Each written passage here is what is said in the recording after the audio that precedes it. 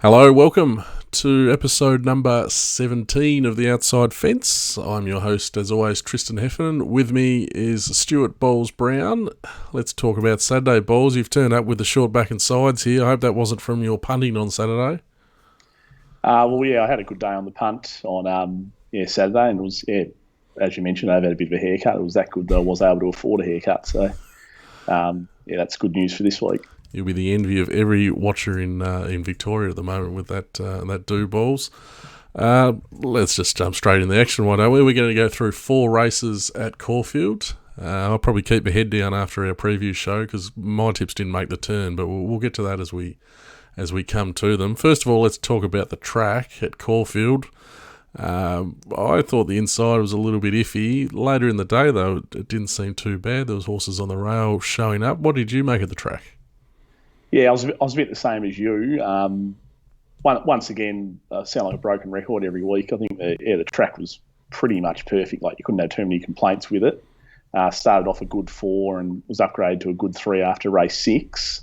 As you mentioned, the inside, I think you'd sort of tell earlier in the card it was looking a bit ominous that it was going off. You probably wanted to be sort of 3 horses and even further out away from the fence, so sort of inside 2 lanes. Weren't really the place to be. But yeah, as you mentioned, those last sort of couple of races, and obviously particularly the Toorak, horses got home along the fence. So yeah, there was no real savage bias there, just probably a subtle one for a lot of the card where you wanted to be just at least that couple of horses away from the fence, particularly in the straight. When that happens late in the day, do we put that down to the track continuing to dry out? Is that something we need to think about on race days when we have really good weather, that maybe late in the day that the fence can even up if it was looking a bit off early? Is that something that you will contemplate as the day goes on? Yeah, it can be.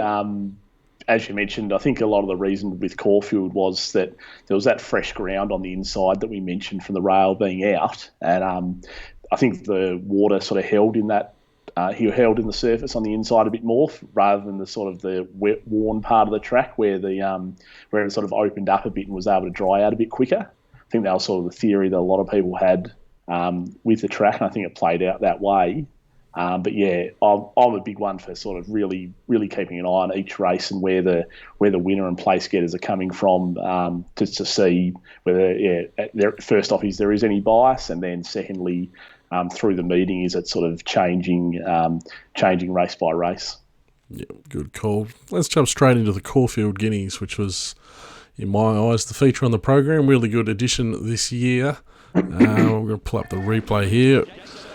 You can tell it's springtime because we've got the overhead to deal with in the first few 100 metres. You're a massive fan of the overhead balls. I'm going to pause it, and you're going to run us through what happened here with the map and how the race ended up being run. Yep. So yeah, as a punter, I do love this overhead. You can sort of see where all the holes are opening up and whether your horse is going to slot in or be cast out wide. But so as you'll see here, we've got the horses to look out for, I suppose. Ole Kirk, who was the eventual winner. It's in those green colours in the sort of second line of horses. One horse off the fence, one horse off the horse that's on the inside there. And then we've also got the horse in front of it in your favourite colours, Hef, those greeny, white, flotchy colours, is Tagaloa, who actually ended up starting favourite in the race, but comes out of the race with an issue. And the other horses are Azar, which is in those blue colours, who's out wide, or second widest, pretty much in the front line of horses. And then the other horse we want to keep an eye on, who runs a place at big odds, is Grand Slam, which is up in the lead pack there, in those green and blue horizontal stripes with the white cap, and it eventually goes to the front and runs them along. Okay, he's going to be an interesting runner to look at here, Grand Slam, for reasons we'll get to. We'll let it run here now. First of all, let's talk about the speed. They look to go really quick here, and especially you can see the battle there for the early lead. Yeah, they have gone at quite a fast speed. So if you want, obviously there were the 2 Guineas on the day, both over 1,600. So if you want to compare those, they've both run at a fast speed. But the Caulfield Guineas have gone about 4.5 lengths faster to the 600, so they've really sort of put the foot to the metal in the Caulfield Guineas, and the overall time they've gone about a length faster than 1,000 Guineas, so not a huge amount of difference between the overall times. But yeah, as you mentioned, Grand Slam was I didn't map it to lead. I actually had National Choice lead, map to lead, who missed the start, but the Grand Slam's led and run them along. And pretty much all the other horses have sort of found their positions. As you'll see, here's the moment where Tagaloa starts to go backwards, and Ole Kirk, Willie Pike had a big decision to make. He had to go inside Tagaloa to get some clear running. It was a great piece of riding from him to get into clear running, and then he extricates the horse to the outside at the top of the straight and sets off after Azar, who almost took the winner at the top of the straight. Did almost look the winner there, Azar. Now, he seemed to travel really comfortably in front the Grand Slam. When I was watching, I didn't think they were going at any super tempo, so I'm a bit surprised to hear how fast they went. First of all, let's touch on Ole Kirk, because he was your tip in the race on our preview show. Him and Moanga. I'm assuming the way that the track was racing, you probably were more keen on Ole Kirk when we didn't get as much rain as we expected at Caulfield. He ticked all the boxes here, and Ole Kirk, and he ended up getting the money quite comfortably in the end. Is it fair to say he could have won even easier if he didn't have to deal with Tagaloa going back in front of his face? Yeah, you definitely could say that, because that definitely halted his momentum a bit at that sort of important stage of the race, at around sort of between the 600 and 800 metre mark, when he had to go back to the fence there and then sort of pick up again. And obviously going into the race, you would have thought if you can find Tagaloa's back, it's going to take you a long way into the race. So yeah, that definitely didn't help Ole Kirk, but he was good enough to overcome any of that and obviously win the race. What did you make of the market? He drifted to, you could easily get $4 plus come race time. Did you expect that? I suppose he had to with the money for Tagaloa, didn't he? Yeah, I was a little bit surprised with the massive amount of money for Tagaloa that obviously ended up starting favourite in the end. I obviously had Ole Kirk as my top pick, and I thought it would start favourite. I did think sort of when we did the preview show, I think it was around 320 or so. That was a bit short, and I was sort of hoping it'd get out near that $4 mark, which I was happy to take. But yeah, I was a little bit surprised it sort of got, I think, Betfair, it might have even been sort of around that 440, 450 mark for a period of time. So I was a little bit surprised it sort of got out that far, but delighted all the same. Yeah, okay. Azar, excellent run from Azar. Now, I sort of grouped Azar and Camborne coming through together out of that Caulfield race. Was there anything in the run maybe that advantaged Azar, or is it just improved lengths on its lead-up form? Well, it was sort of 3 wide for a lot of the race, but did have cover. So it was sort of I suppose for the day, it wasn't a bad spot to be sort of wide with cover. And my little query on Azar sort of was stepping up to the 1600, whether how strong a 1600 it actually run. But it's actually, given the fast tempo, it's sat wide, and the margins back to sort of the third horse there. It's run the 1600 right out, and it was given a peach of a ride. It was probably a little bit unlucky not to win in the end, given sort of how much it's beaten the rest by and the ride it received. But just beaten by a better one on the day. Okay, now a lot of these horses will probably end their prep here, or a bit hard to follow going forward. But one horse who we really need to talk about, considering it's apparently going to pay up for the Cox Plate, and that's the third place getter, Grand Slam. As I said before, I was surprised how comfortably he travelled in front at that strong tempo, and he stuck on pretty well. I can sort of guess what you're going to answer here, because it's a pretty big jump to a Cox Plate. But would you give this horse any chance in a Cox Plate, or have we just found a beautiful pacemaker for a couple of the horses we're going to talk about later on? Yeah, I'd give it very little chance in a Cox Plate. It's obviously run well here, but I don't think it's the sort of, I suppose, the strongest Guineas I've ever seen coming out of it. The thing that has the horse, I suppose, has in its favour that I think going up to 2,000 metres will suit it. It's related to Jamaica, so it's obviously got that sort of staying bloodline. So I think the increase in distance will suit, but yeah, I think a Cox Plate's shooting a bit high for it at this stage. Okay, interesting your point there about not the strongest Guineas. Can we put that down to, like, a few of these horses have failed dismally? Tagaloa's obviously pulled up with an issue. I read King's Legacy pulled up with an issue. Moanga race didn't really come to suit. He was never really in the race from well back in the field. So in the end, we haven't been left with much here in the finish, have we? No, I think, a few horses did sort of underperform or sort of ended up not being suited. So I think that is a little query on the race. As you mentioned, a lot of these horses are going to go to the paddock now, so we're not really going to see them again this spring, and they'll come back in the autumn. A horse like Moanga, I wouldn't give up on as far as an autumn prospect goes. He's obviously still quite raw and a bit new to it all, but he was okay through the line here, but he was sort of entitled to run on given the fast tempo, and he sat out the back, and there was obviously a fair few tiring horses in the race. But if he can get to sort of 2,000 metres plus in the autumn, he can definitely be a chance in a race like the Rosehill Guineas or even a Derby if he gets that far. Okay, he did seem to hit the line pretty well, Moanga. When I say he wasn't in the race, he was never really there as a winning chance. Now, his last sort of sectionals, how did they stack up on the day? Were they as good as what he looked? Yeah, it was probably a bit deceiving to the eye. Purely for the race, he's run the equal fastest last 200 with the winner, Ole Kirk. But, yeah, on a basis across the whole day, he's actually only run the 57th fastest last 200 of the day. So he hasn't sort of smashed through the line there. But he's more, I suppose, been a bit stronger than those horses around him. That's allowed him to get home a bit quicker than those. But, yeah, I don't think he's run poorly, really, but it's just a fair run at best, I think. All right, beauty. We might move on there. Last comment on the race. I think the right horse won in the end. Yeah, I couldn't disagree with that.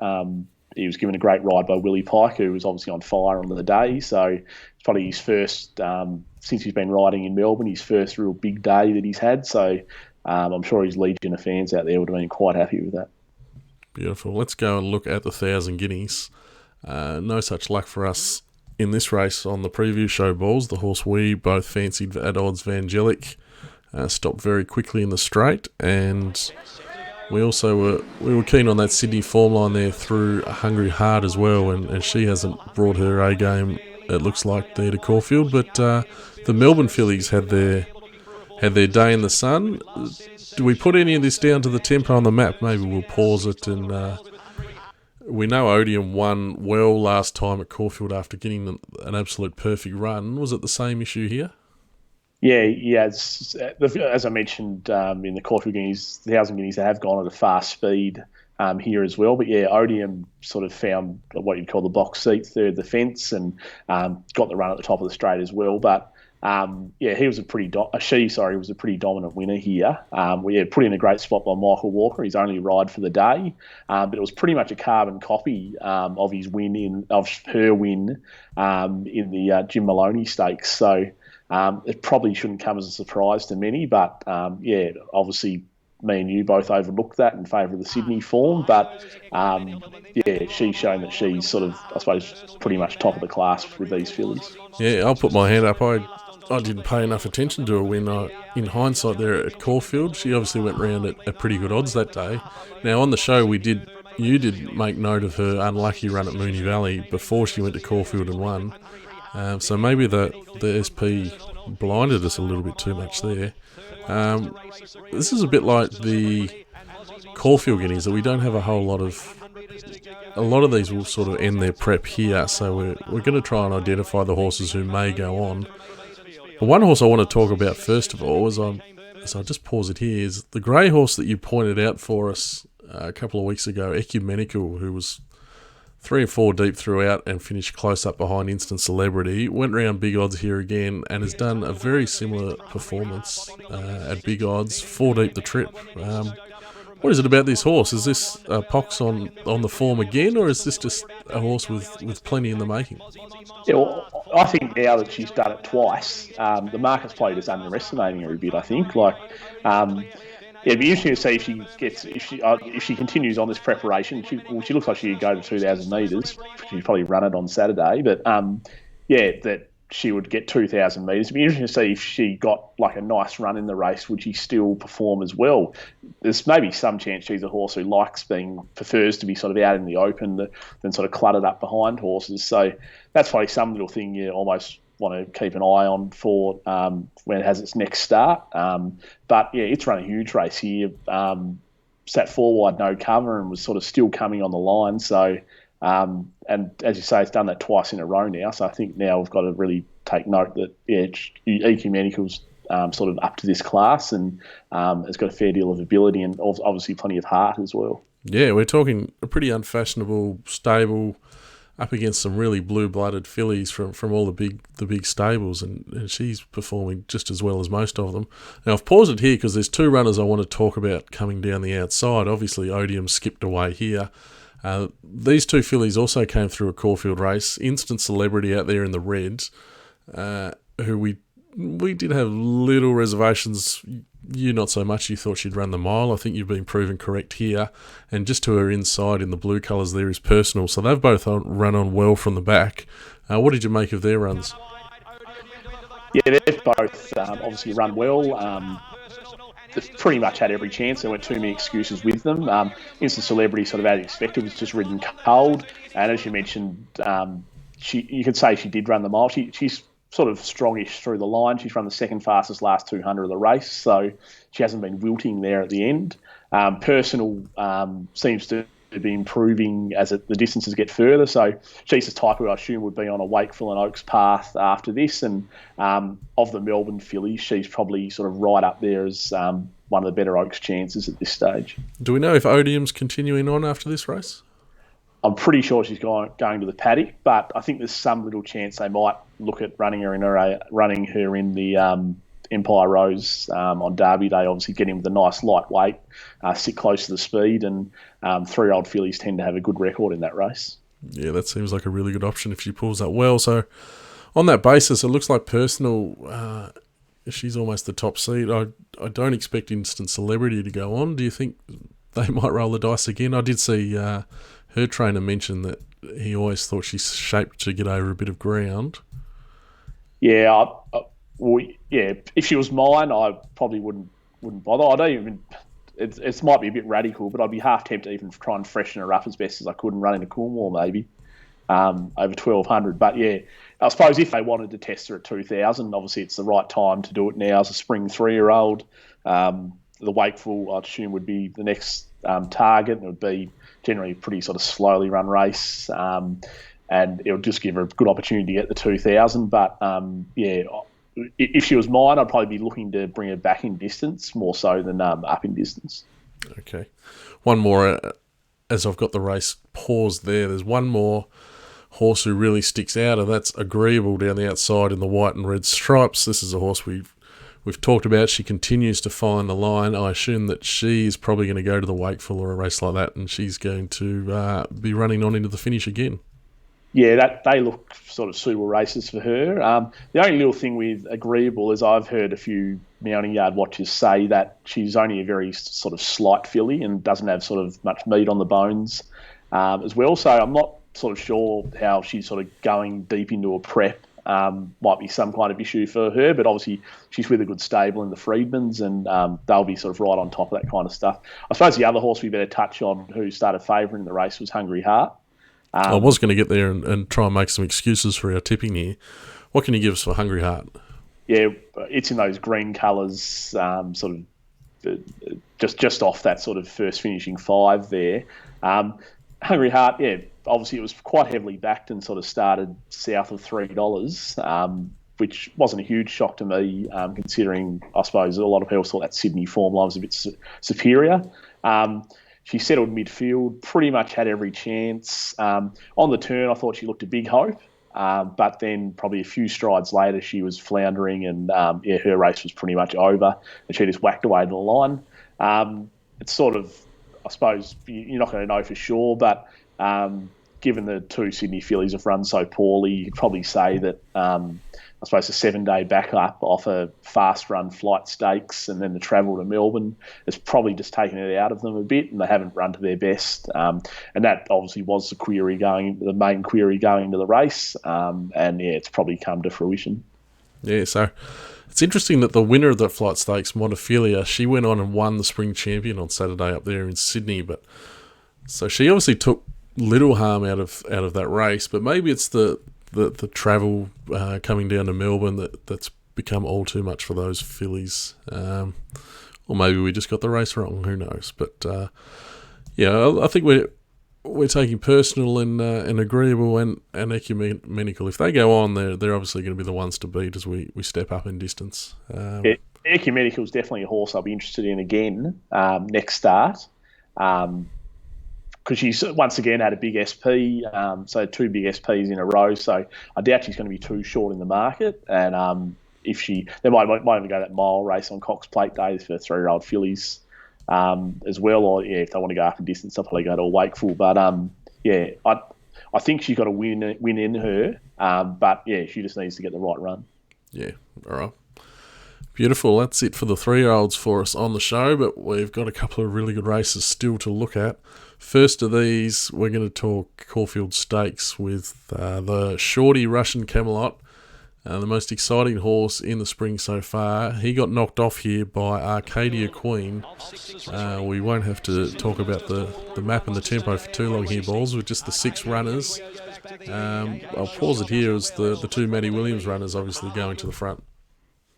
Yep, I was obviously Harbour View's going forward there on the outside. Was a little bit of a surprise. Obviously, it went back in the Underwood. But apart from that, I thought maybe Lavendi might settle a bit closer there in those bright green sort of colours, not outside Humidor. Russian Camelot sort of ended up in the spot, I thought, and Arcadia Queen thought it might try and find Russian Camelot's back, but she was always going to be sort of in the last couple. Okay, let's talk about Arcadia Queen, because we've been following her on this prep so far. I know I've particularly been looking to avoid her, but she had a few ticks in her favour here. Namely, she got onto very firm ground. Coming from WA, she was obviously well accustomed to the firm ground over there. And the bar plates came off, which suggested that the feed issues that she'd been having, she was maybe on top of them. Was that enough to get you to take the odds to beat the favourite here, Balls? No, it wasn't. It wasn't. As a race, I didn't bother betting in. I suppose Russian Camelot was the horse I was interested in, but it was too short for my liking. But as you mentioned, this was if you were going to back Arcadia Queen this spring or give her one last chance, this was the big day to do it. Getting onto firm ground, the bar plate's off. And sort of up to 2,000 metres, she looked like she sort of wanted this kind of trip. So, you could have backed her Saturday if she didn't perform or she sort of underwhelmed a bit. Then you could probably put a pen through her. But given that she's won this race now, that puts her right in the frame for a Cox Plate. Okay. On the flip side, they're talking firm tracks. Is this any worry for Russian Camelot? That maybe he's a bit better with a bit of sting out of the ground? Obviously, he's European bred. Or is it just the fact that maybe he got out sprinted by a sharper mare at this stage of his prep off the slow tempo? Yeah, I think given the slow tempo and the sort of quick ground, that was sort of against Russian Camelot here, given he's probably better suited sort of north of 2,000 metres, and he's obviously been trained a bit for a Melbourne Cup as well. He's still run home in very good sectionals. She just has that better turn of foot off that very slow tempo. She was obviously too quick, I suppose, for Russian Camelot. Okay, the obvious question now is as they go to a Cox Plate, we have talked about Russian Camelot's chances. I will remind you that I was against him. You were probably more in his camp at $4. Now, what does that change at all off this effort here in the Caulfield Stakes, or do we think the Cox Plate sets up so differently that you'd still prefer to be with him over the mare? Yeah, well, generally Cox Plates are run at genuine tempos. So without knowing the makeup of the field, obviously at the moment, if we want to sort of go on past history, let's say Grand Slam's going to go in and run them along for starters. So let's say we're going to get a genuine tempo. What are we thinking then? Yep. Well, if we get a genuine tempo, I think Russian Camelot can turn the tables. Okay. Obviously, even more so if we get a bit of juice in the ground, because that would take away, I suppose, from Arcadia Queen a bit, and obviously enhance Russian Camelot. So I'm still happy to be in his corner out of these two. Obviously, you've got to throw in the internationals as well that are a bit unknown. I'll check with you, who have been keeping an eye on Werribee, closer to the race to sort of see how those horses have been wheeling and dealing around the track down there. You know what answer you're going to get to? What's that? NFI. Yeah, so While we're on that, there's another horse that's going to be coming sort of from left field. Well, there's a couple from Sydney. Colding is one who we've penned on Melbourne before, but it's coming back again. And then the mare Probabile after winning the Epsom, she's on the way too. Let's more talk Probabile. I want to know, do you think Probabile's up to these two?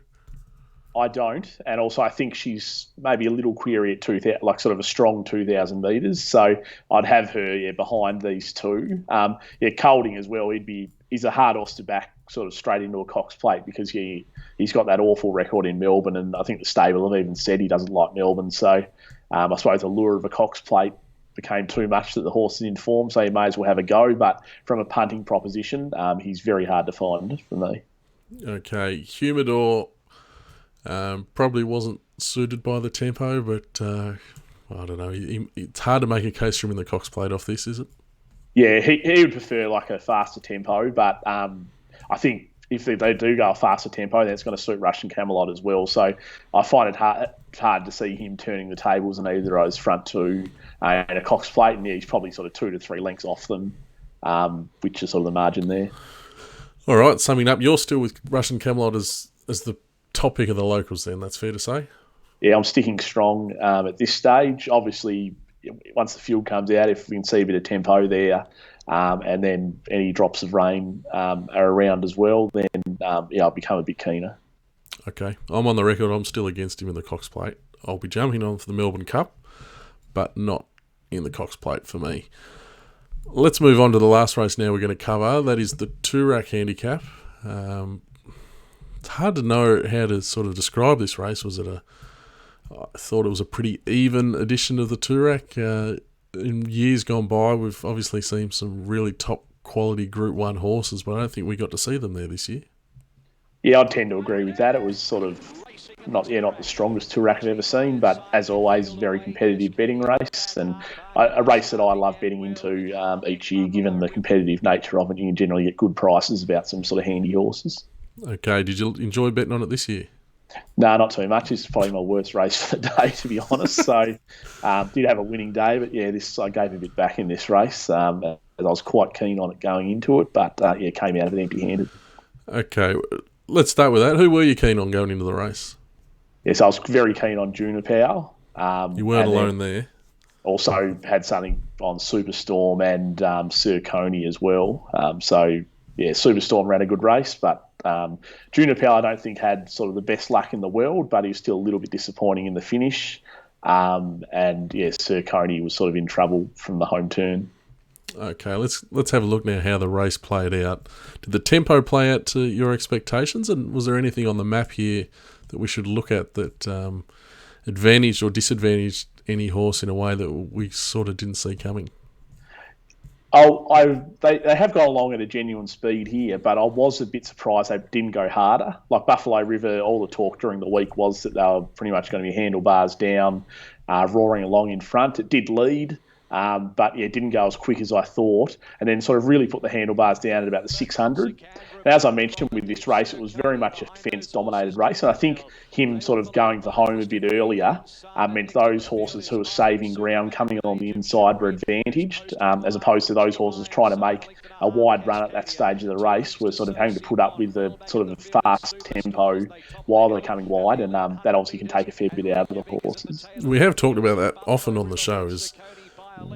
It's not so much fast or slow tempo. It's when those horses start to click it up. If they're clicking it up around that time when we're on the bend, it can be very hard to come wide and get into the race when that's when the pressure is going on. So you can see if you pause the race, pause it here. You can point out Mr. Quickie, which I was just about to, because he's in the perfect spot here when the tempo clicks up.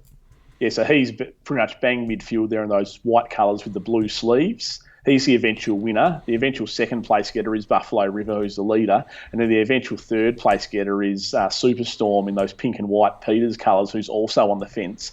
And the other horse who's behind Mr. Quickie in the Australian bloodstock colours, those blue and black and white sleeves, that's Chief Ironside. And it sort of runs sort of around 4th, 5th as well. So as you can see, it was very much a race that suited those horses that were coming along the inside. And I think that was mainly due to the race shape. Yeah, very similar to the the Pippi race we talked about a week or two ago when they all came through the inside when the tempo was on. Straight away, do we bonus horses who are forced to cover ground in this race and covering ground when they make their runs wide? Yeah, I think you can, definitely. If the horses run well, like Age of Chivalry has run well here, and it's, as you can see, it's making its run wide on the track. Cascadian's outside it as well. So you can, bonus those horses that have run well, and like you can probably find an excuse for those that haven't run so well trying to do that. Obviously, a lot of these horses are well exposed as it is, so you've got a bit of a profile of them anyway. So you can sort of go off that. But yeah, like a horse like Age of Chivalry, that was a good run for it, particularly at a mile, a distance it's sort of better at sort of 1,400, I'd say, than a mile. And it's a horse that hasn't really been going as well as what we expected this prep either, is it, Age of Chivalry? No, that was probably its best run for the prep, even though it's sort of only run fourth. That was a really good effort, I thought. Okay, it's almost what we're saying here is don't get blinded by the results. We know what these horses can do. There's nothing that's really surprised us out of this race, given the runs that they've had. Moving forward, maybe the market can maybe overestimate the good performance in this race and underestimate the bad performances, when in reality maybe it's more tempo and position in running that has produced the results rather than any unexpected performances by the horses. Yeah, I definitely think, as I mentioned with the race shape, has definitely played a huge role in sort of how this race has panned out. Mr. Quickie's won easily, and I think we've mentioned in the show previously that we thought sort of this horse might be better suited to being a miler, maybe maximum 2,000 metre horse. Even though I did win a Queensland Derby as a 3-year-old, I think this race sort of shows that. It was only sort of 2 weeks between runs, but they'd sort of freshened it up from it last start in the Underwood, back to handicap conditions, and a great ride from Jamie Carr yet again, has been sort of the secret to the success of this horse. But yeah, I'd just be a tiny bit wary of getting massively excited about it winning, given that it's had sort of the A1 run in this race. Yeah, okay. There's so much we can talk about, but I don't think there's that much to take moving forward. We know Superstorm's going to a Golden Eagle, so I'll get a quick yay or nay from you on that sort of race for him. No, not keen. Not keen? Reason? First go in Sydney, likely to be back near last, back to 1,500, round Rose Hill. I'm happy to oppose him. Okay, good call. It's hard to keep coming back in trip, isn't it, in these preparations? Yeah. I think the Toorak was his race, I think, or if he got to Flemington and ran the Cantala, which I assume he won't because he's going for the Golden Eagle, I think the Cantala would be a good race for him over a mile, but they'll go to the Golden Eagle. Okay. Any hidden runs or something that wasn't immediately obvious of a horse that you want to follow next start? Yeah, there is one horse here who I am quite keen to follow next start. That was a nice Dorothy Dixon then, wasn't it? Reykjavik. Reykjavik, all right. Which one's he? It's just sticking its head into the screen now in those sort of light blue colours out wide. Now, this is very much an under-the-radar run, I thought. It settled sort of near last and came widest in the straight. And you see it's been beaten a fair margin there. But it's actually run the second fastest last 200 of the meeting. Wow. In running 11th. Now, this is obviously not a one-off run for Reykjavik. It's ran in the Rupert Clark, and I think we pointed out that Rupert Clark, how unlucky it was in that. Now, there were quite a few unlucky runners in that, so the form is a little bit dubious out of that, but still at that level, he's been quite unlucky. So Reykjavik's sort of horse, if he comes back in grade and finds a race, say, at Flemington over sort of 1,400 or 1,600 over the Carnival, I think he won over 1,400 on Oaks Day last year. If he finds a similar race to that, I think he's going to be very hard to beat, as he's a sort of horse maybe the market could miss him a bit, considering on paper his last couple of runs don't look anything special. All right, let's watch the run-through then of Reykjavik hitting the line. I do remember him bobbing up. He tends to go around at pretty good odds to Reykjavik, so you don't have to get him right too often. No, he's obviously trained by Lindsay Smith, so he's a bit of a canny trainer, but he tends to place his horses well. If he doesn't go to a Cantala but finds a lesser race, I'll be very keen to be with him. Beautiful. That'll do us on Caulfield for the weekend. We're obviously staying at Caulfield again this week, though. Wednesday, Do you want me to make the joke about getting the trifecta in the Blue Sapphire? It's there for you, so you may as well get No, I don't want to. I don't want to stoop to those levels. We've got 3 runners in the Blue Sapphire, which is obviously the main race on Wednesday. Anders, Hanseatic, and Ranting. Have you got any sort of... Well, the fields are out. Have you got any sort of... it doesn't take much to sort through a 3-horse field. Do you have any angle for us in that race, Balls? Maybe not. And I'm maybe totally on the wrong track here, and Anders will bolt in, go straight to the front, not give him a look in. But the thing with Anders is he's gone very fast in those wins in Sydney in front, where there's sort of been full fields. There's been reason to go fast on him. He's had a bit of a break now. He's sort of up to 1,200. I'm just a little bit concerned. He's a very short price favourite. I think he's less than $1.50. But if they go really slow in front on him, given that he's the only leader in the race and he'll just sort of do his own thing. If they go really slow in front of him, I wouldn't be shocked if a horse like Hanseatic or even Ranting, who both have pretty good turns of foot, could sort of at least trouble him. So yeah, personally, I won't be diving into the really short odds. And if he gets too short, I think you don't have to wait. You don't have to risk too much. He's not wouldn't be the worst lay on Betfair, but He'll come out and win by 6 now, but I just thought that was just my thinking, so my first thoughts on the race. That I think for a horse like Anders, like given what he's done since he's been winning, you almost want high pressure. I'd like Mark Zahra, if I was on him, to try and lead by 5 or 6 on it and just sort of keep going type thing. But given it's a small field, he might not be thinking that way and just think, look, we'll just dawdle here and then sprint home. And I'm just not 100% sure where that's going to totally suit the horse. I like the thinking. If he's going to go at the pace that he's been going in recent starts, he's going to be 10 in front of the other 2. So it's a pretty ballsy option to do that. So I don't expect him to do that at all, Zara, but he might run 3 or 4 in front of them. But we haven't seen him in a slow run race really, Anders, have we? No, definitely not since he's been... Not since he's been killing them. It's sort of been his go to pretty much handlebars down from the start and almost break their heart a bit. So, it's going to be interesting to see. That's only three horse field. It can't be sort of too exciting, but there is a bit of interest there to see what tactics they do adopt on Anders. Oh, the genuine enthusiast balls that anything can be exciting. Past the Blue Sapphire, let's look towards Saturday. We've got Caulfield Cup Day, obviously. No doubt you've been on Bomb and Elders and watching Mike Pook every night on ABC. What have we got expecting weather-wise leading into the Caulfield Cup meeting? Yeah, so we look like we've got a fair bit of rain coming later in the week. So Thursday, Friday, and even race day Saturday, there's a bit of rain forecast. Now, the Bureau have been pretty hopeless the last few weeks as far as their forecasting goes. So I wouldn't take it as gospel. But, yeah, if the expected rain hits, then maybe we're going to be looking at a soft track on Saturday, which I'm sure the connections are very elegant. We'd be very happy about hearing. Okay, the final point we've got to make before we jump off for the night is we're going to do another preview show. Caulfield Cup Day, obviously the Caulfield Cup is the main race, but I think we're going to bypass that one, Balls. I've been down at Werribee. I can't tell one end of the horse from the other when they're just galloping around by themselves. I think we're going to look at the Everest. What do you reckon? Yeah, seems a reasonable option. Reasonable option. We know. Well, we know you talked us into trekking and to Fane a couple of weeks ago.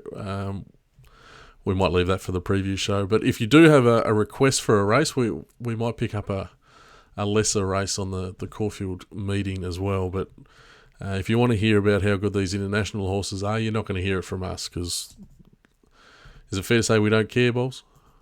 Yeah, well, I'm not going to try and pretend that I do know much about him. I've obviously heard of horses like Anthony Van Dyke, but yeah, not real familiar with his form or anything he's been beating or how he's going. So yeah, I won't pretend to. I won't bullshit to the viewers and pretend that I know what's going on. I'll tell it as it is.